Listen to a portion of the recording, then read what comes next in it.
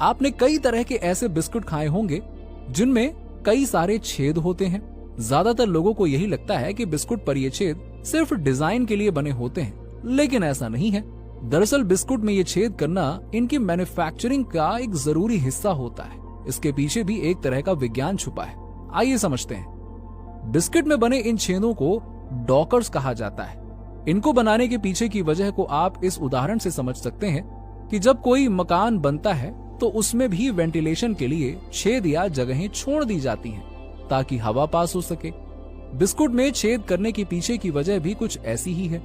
दरअसल बिस्किट में छेद इसलिए छोड़े जाते हैं ताकि ब्रेकिंग के समय इन छेदों से हवा आसानी से पास हो सके। अब आप सोच रहे होंगे कि इनमें हवा का पास होना क्यों जरूरी है। चलिए ये भी बताते हैं। दरअसल बिस्कुट बनाने के लिए मैदा, आटा, नमक, चीनी आदि गूंथी हुई सामग्री का इस्तेमाल होता है।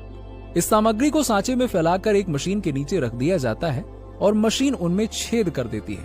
असल में बिना छेद के बिस्कुट ठीक से बन ही नहीं पाता है, क्योंकि बिस्कुट बनाते समय उसमें हवा भर जाती है, यानी कि वो फूल जाता है। जब ओवन में इसकी बेकिंग की जाती है तो हीटिंग के दौरान गर्म होने से ये फूलने लगती है। ऐसे में बिस्कुट का आकार बिगड़ने का खतरा रहता है और वो बीच से ही टूटने लगते हैं। इसीलिए हवा और हीट को निकालने के लिए ही बिस्कुट में ये छेद बना दिए जाते हैं। दरअसल फैक्ट्रियों में बिस्कुट बनाने के लिए इतनी हाईटेक मशीन लगी होती है कि वो बिस्कुट पर एक समान दूरी पर छेद बनाती है।